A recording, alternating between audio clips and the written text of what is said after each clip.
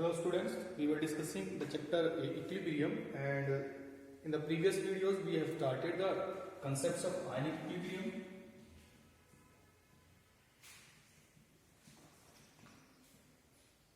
So today we are going to start the discussion on factor affecting of acidity. ठीक है, factor affecting acidity, factor affecting acid strength लिख लेते हैं. What are these factors which can affect the acidic strength of any type of acid, of any type of chemical? चलिए discuss कर लेते हैं. First of all, as we know, the pH of acid, if less than 7, then it will be called acid, and the hydrides of group number 70 halogens are strongly acidic. Strongly acidic. HF, HCl, HBr, HI. Hydrogen fluoride, hydrogen chloride, hydrogen bromide और hydrogen iodide. ठीक है, तो यहाँ पर जो factor affecting acidity है, first of all how can we measure the acidity of these compounds. The acidity of these compounds, acidity will be measured on the basis of hydrogen ion donating power. Got it? Means the compound, these compounds will show their acidic character according to the on the basis of H positive donating power. As we know, size of atom decreases down to the group. Decreases down to the group. This is fluorine, chlorine, bromine, and argon. But we have hydrogen in each case, and hydrogen will have the same size in each compound. हर एक compound में same size होगा, so the bond length will be affected. Internuclear distance, bond length will be affected. If the bond length is different, then acidity will be different, because when we have a lengthy bond, then we can dissociate or we can break it easily.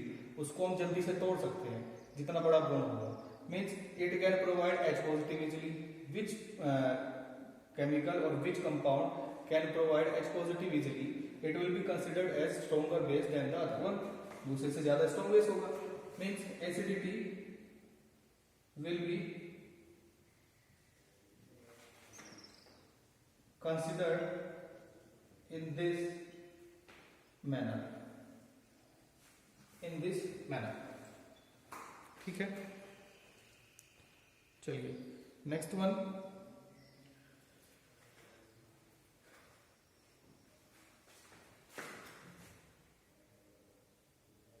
किसी एक ही group के अगर compound ऐसी किसी एक ही group के अगर हमको एसिड चेक करने थे तो ये रहे इन ग्रुप.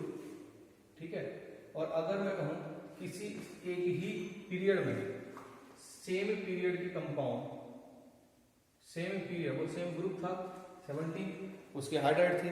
अब सेम पीरियड में से लेता हूँ, सेकंड पीरियड उसके हाइड्राइड फिर से लेंगे. ठीक है, सेम पीरियड में कार्बन, नाइट्रोजन, ऑक्सीजन, फ्लोरीन, इन सब के हाइड्राइड बनेंगे CH4, NH3, H2O and HF.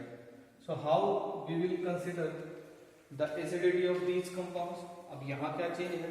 यहाँ तो मैं पता था चेंज किसका था, चेंज था आपका हेलोजन एटम का. यहाँ क्या चेंज है? यहाँ चेंज है आपका जो आपके अलग अलग ग्रुप हैं उनके एलिमेंट्स का। यहाँ कार्बन है, nitrogen, oxygen and fluorine. So यहाँ पर एसिडिटी को ना इलेक्ट्रोनेगेटिविटी से कंसिडर करेंगे। Electronegativity, as we know the electronegative character of these elements has the order this, ठीक है। The electronegativity of carbon, then nitrogen, then oxygen and fluorine, increasing order, ठीक है। चलिए, if the electronegativity increases the polarity increases. Electronegativity is directly proportional to the polarity. हमको क्या करना है, हमको बॉन्ड ब्रेक करना है। कोई भी एलिमेंट है, सपोज ई मैंने मान लिया, हाइड्रोजन है, यहाँ से जैसे ही मैं ये बॉन्ड तोड़ूंगा तो H+ मिलेगा। वही केस यहाँ था, ठीक है, वही केस यहाँ है।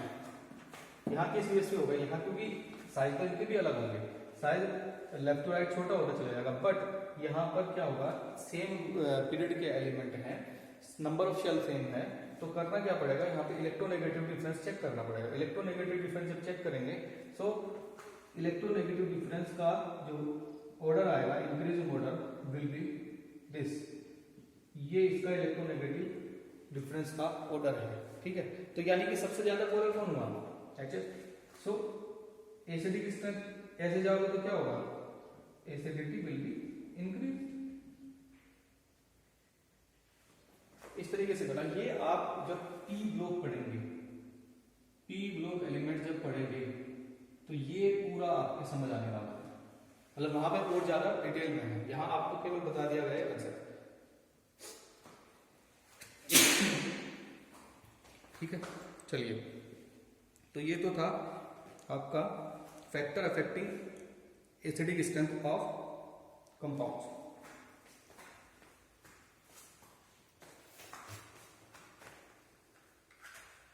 अभी डिस्कस करते हैं common ion effect.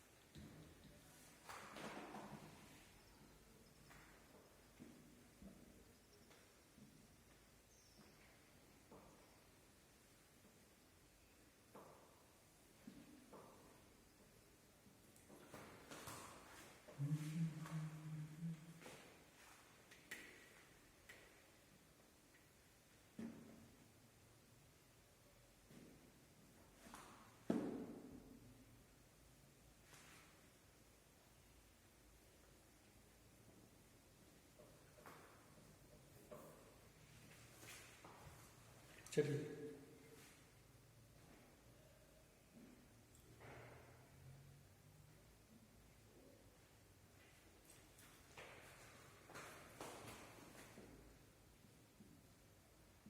Common ion effect in ionisation. Ionisation के अंदर कॉमन आयन इफेक्ट क्या होता है, ये चेक करेंगे, इसका कैसे इफेक्ट पड़ता है। चलिए, suppose I have acetic acid CH3COOH aqueous, it will be ionized into acetate and hydrogen ion, ठीक है, common ion. If I add, क्या ऐड करता हूं मैं, पहले नंबर पे मैंने किया एसिटेट आयन। एसिटेट आयन मैंने सॉल्यूशन के अंदर ऐड कर दिया। दूसरे नंबर पे मैंने क्या किया, H पॉजिटिव आयन मैंने ऐड कर दिया, प्रोटॉन, ठीक है। If I add acetate ion in the solution after equilibrium, so what will happen, and if I add H positive ion after equilibrium what will happen, ये check करना है, ठीक है। जब इक्विलिब्रियम एस्टेब्लिश्ड हो चुका है, डिसोसिएशन जितना होना था हो चुका है, तो अब क्या होगा, अब ये होगा कि कंसंट्रेशन किसका बढ़ेगा, एसीटेट आयन का, यानी कि प्रोडक्ट का कंसंट्रेशन बढ़ेगा, या H प्लस का कंसंट्रेशन अगर बढ़ाऊं तब भी प्रोडक्ट का कंसंट्रेशन बढ़ेगा अकॉर्डिंग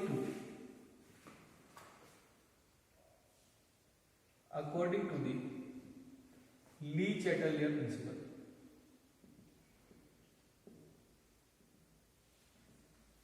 ठीक है, ली चैटलियर प्रिंसिपल क्या था, if we increase the concentration, ठीक है, ये कंसंट्रेशन वाला जो कंसेप्ट था, concentration, how the concentration affect equilibrium, ठीक है, कंसंट्रेशन इक्विलिब्रियम को कैसे अफेक्ट करती है, तो according to the Le Chatelier principle concentration, if the concentration of the reactant increases then the equilibrium will go forward.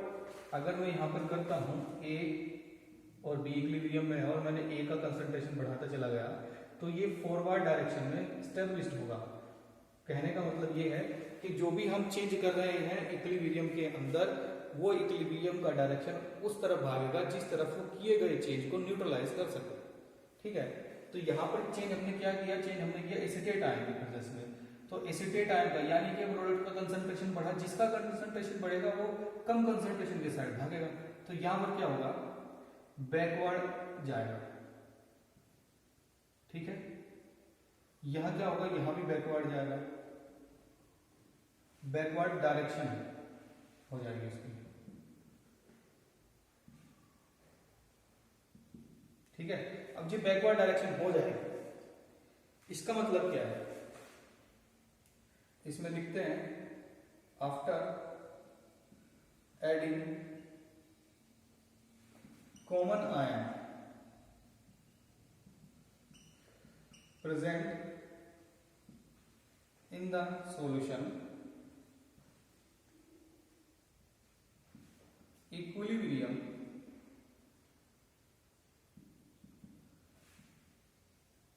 will have the direction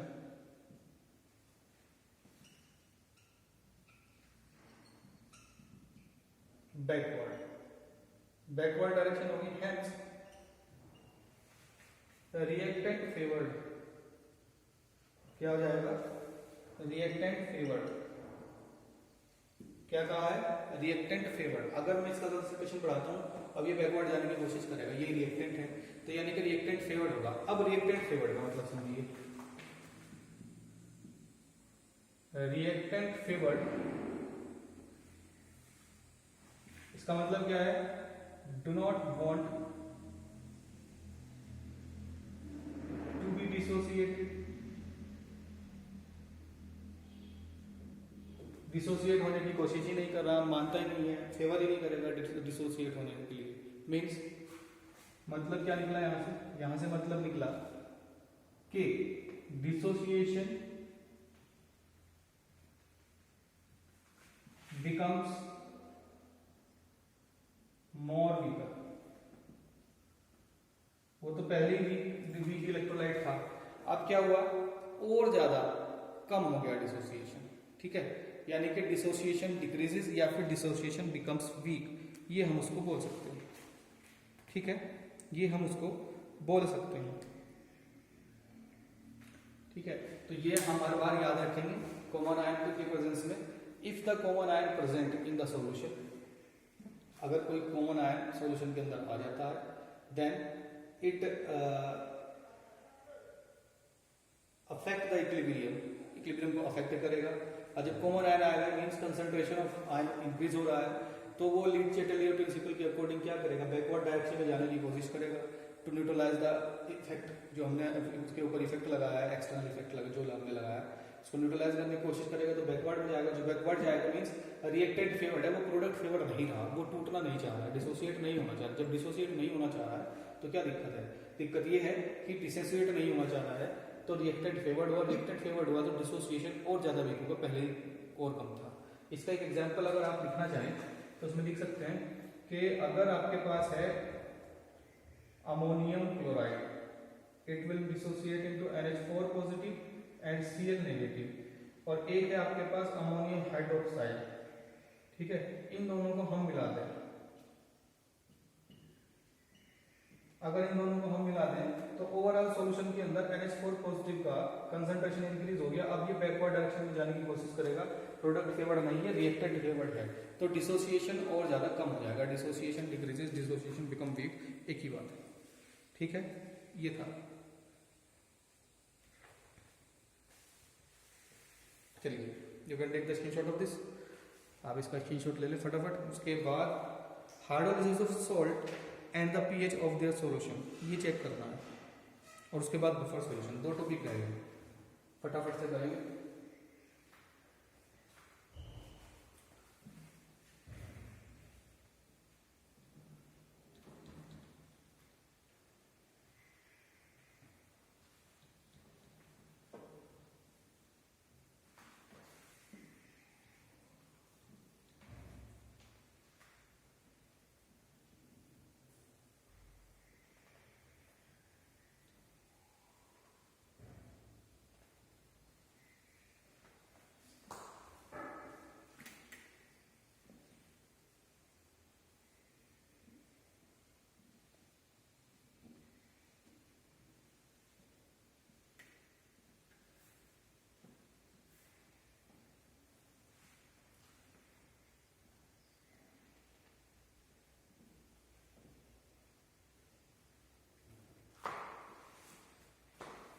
ठीक है, तो क्या करना है, hydrolysis of the salt and their pH.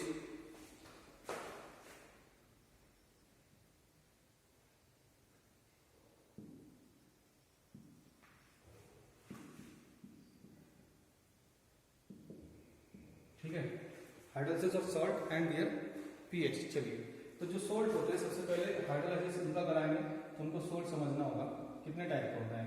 सबसे पहला होता है strong acid plus strong base से बना हुआ सॉल्ट, ठीक है। सेकेंडली होता है strong acid weak base. Third one is weak acid strong base, and the last one is weak acid and weak base, ठीक है। चलिए, तो ये हमको चेक करना है कि स्ट्रॉन्ग एसिड स्ट्रॉन्ग बेस, ये हम acid base chapter number first second third, chapter number third last year जो हमारे पास था, थर्ड तो शायद हाँ नहीं सेकंड था 10th की क्लास में, तो वहाँ पर हमने इसको पढ़ा था। तो इसको देखना है कि किस टाइप से बनते हैं सॉल्ट, और कैसे हम कंसिडर करेंगे कौन सा सॉल्ट वीक है, एसिड हुआ है, स्ट्रॉन्ग है, ये भी चेक करना जरूरी है। क्योंकि देखने के बाद हमको समझ आना चाहिए कि ये आइडेंटिफाई हम कर पाएँ, तो उसको करेंगे। इजी है, टफ नहीं है।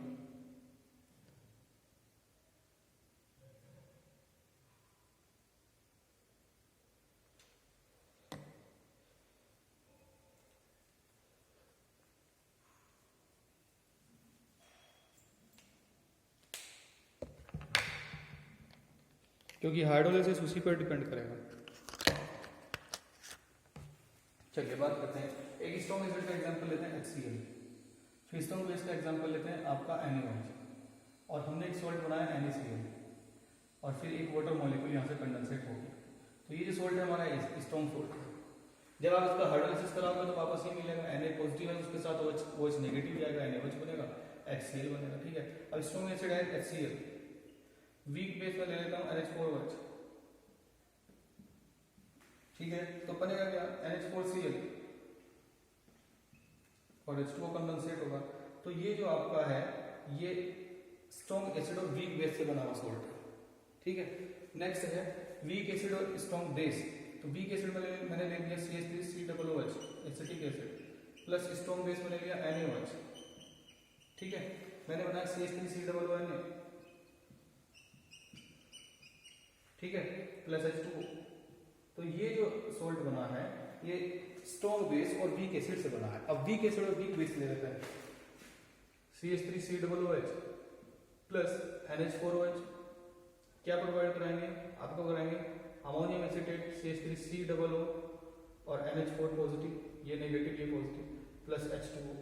तो ये वीक एसिड और वीक बेस से बना सोल्ट है। अब आप कहोगे कि सर ये क्यों पढ़े हमें तो हाइड्रोलाइसिस कर लेना था, किसी भी सोल्ट का लेकर उसकी पीएच चेक कर लेनी।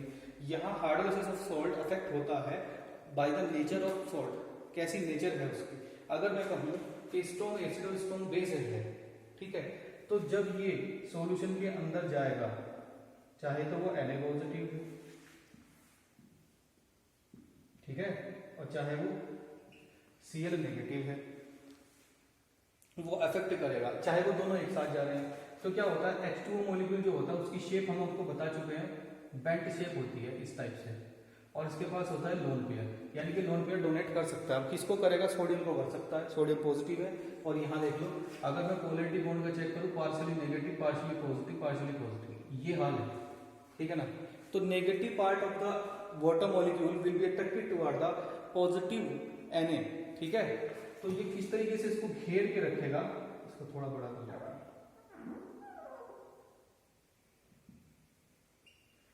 किस तरीके से घेर के रखेगा ये, ठीक है ना। ये इस तरीके से हमको इमेजिन करना,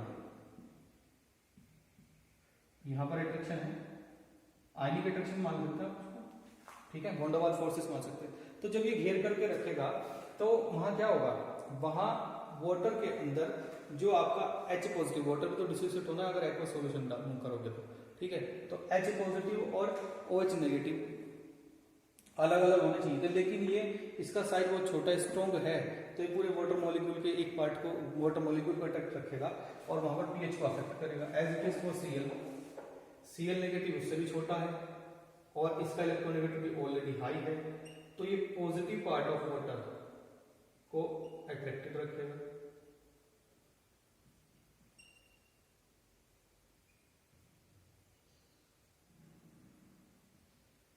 ठीक है, पॉजिटिव पार्ट को अट्रैक्ट रखेगा, तो फिर से पीएच को अफेक्ट कर सकता है, ठीक है। ये जो प्रोसेस है इसको बेटा बोलते हैं आप सॉल्वेशन, ठीक है, सॉल्वेशन। अगर आपका सॉल्वेंट वाटर है, अगर आपका सॉल्वेंट वाटर है तो आप इसको हाइड्रेशन बोल सकते हो। तो in case of this experiment, this example, it is also it can be called hydration also, ठीक है, हाइड्रेशन भी आप इसको बोल सकते हो। वैसे तो सॉल्वेशन होता है जनरली, अगर वाटर की जगह कोई भी आप सॉल्वेंट ले लेंगे, ठीक है, सॉल्वेशन हाइड्रेशन, ठीक है, ये होता है। अब क्या होगा,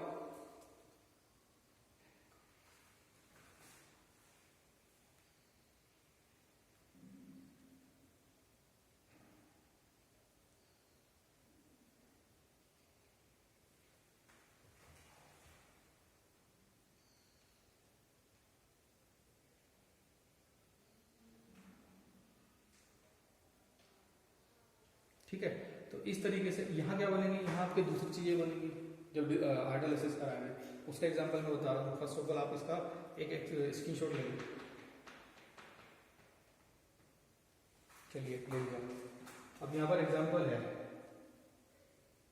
यहाँ क्या हुआ, ना तो इसने H पॉजिटिव दिया ना इसने OH नेगेटिव दिया तो नहीं है ना, बिल्कुल नहीं दिया।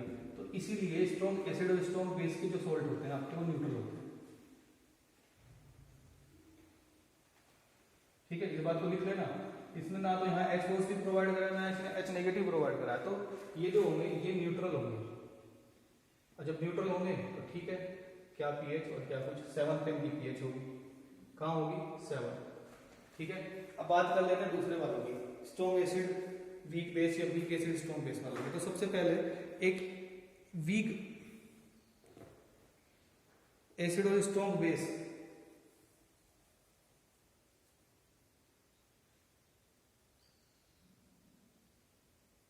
चलिए स्ट्रॉन्ग एसिड और वीक बेस से बना हुआ सेकंड एग्जांपल लेते हैं, HCl NH4OH। HCl NH4OH ने क्या प्रोवाइड कराया, NH4Cl प्रोवाइड कराया। अब मैं NH4Cl का हाइड्रोलाइसिस कराता हूँ, चलिए NH4 Cl। इसका मैं हाइड्रोलाइसिस करा दूं वाटर, सेकेंड एग्जांपल चल रहा है बेटा, ठीक है। तो ये क्या बनाएगा NH4 पॉजिटिव,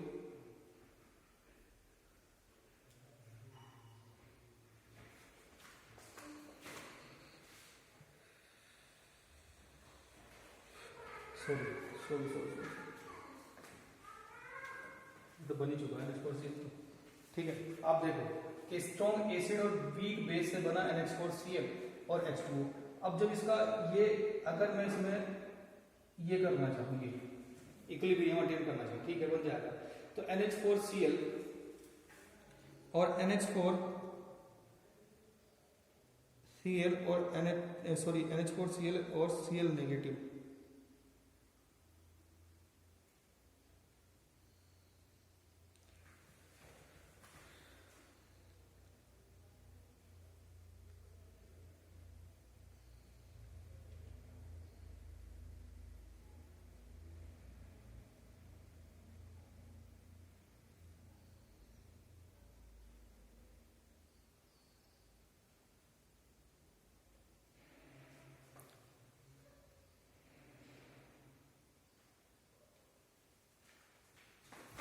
अब आप देखना, एक बार देख लो, NH4Cl जब डिसोसिएट हुआ तो ये क्या बनाएगा NH4OH बनाएगा और HCl बनाएगा वाटर के अंदर, ठीक है। अब यहाँ पर क्या हुआ, ये मेरा बन चुका था, ये तो बन गया, हम इसका एग्जांपल लेना है, इसी में यहाँ पर नहीं करेंगे।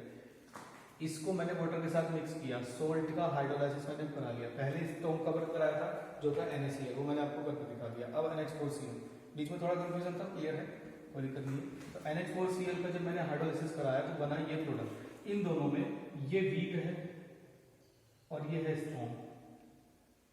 अब वीक क्या करेगा, वीक तो डिसोसिएट नहीं होगा, स्ट्रॉन्ग डिसोसिएट होकर आपको H पॉजिटिव प्रोवाइड करा देगा, वहां पर कराएगा नहीं कराएगा, ठीक है ना, कराएगा। तो जब ये डिसोसिएट हो करके, क्योंकि वीक बेस है, तो ये यानी कि जो आपका hydrolysis of strong acid and weak base होगा, it will provide acidic strength, acidic condition H positive and will have the pH less than 7। आपको पता लग गया ना, pH लेस देन 7 इसका हो जाएगा। क्यों हो जाएगा, क्योंकि भाई ये एसिड ही है, पता लग गया। दूसरी बात, वीक एसिड और स्ट्रॉन्ग बेस की बात अगर मैं करूं, जो कि है CH3COONA, weak acid and strong base. अब मैं इसका हाइड्रोलाइसिस करा देता हूं H2O करके, ये बनाएगा एसिटिक एसिड CH3COOH और प्लस बनाएगा NaOH। जब आप ये सॉल्यूशन के अंदर प्रेजेंट है तो ये तो वीक है और ये स्ट्रॉन्ग है। जब ये वीक है तो ये तो डिसोसिएट होगा नहीं, ये OH नेगेटिव आपको प्रोवाइड कराता रहेगा।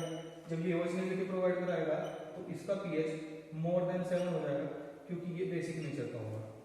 पता लग गया, जो भी चीज स्ट्रॉन्ग है उसी के अनुसार है, ठीक है ना।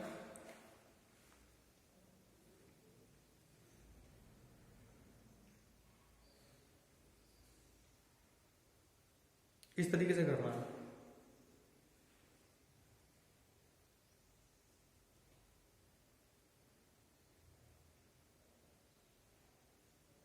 चलिए, तो अब यहां पर क्या करना है,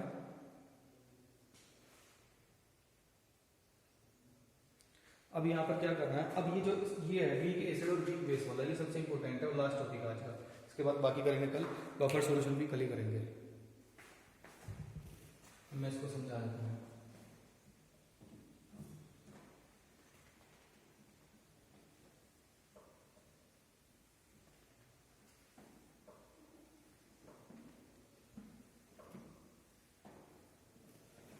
देखिए, अगर मेरे पास है CH3COONH4 पॉजिटिव अमोनियम एसिटेट और इसका मैंने हाइड्रोलाइसिस कराया, तो ये प्रोवाइड कराएगा CH3COOH और NH4OH, जहाँ की दोनों ही वीक हैं, ये भी वीक है और ये भी वीक है, तो ये भी वीकली टूटेगा, ये भी वीकली टूटेगा, यानी कि ये भी पार्शियली डिसोसिएटेड रहेगा, ये भी पार्शियली डिसोसिएटेड रहेगा।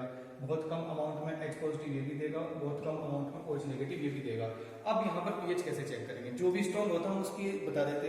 अब दोनों ही वीक हैं, कैसे बता पाएंगे, स्ट्रॉन्ग वाले दोनों स्ट्रॉन्ग थे तो उन्होंने किया ही नहीं कुछ भी, तो यहाँ क्या होगा, यहाँ इसका जो pH है उसका एक फॉर्मूला है, आसानी से हम क्रिएट कर लेंगे।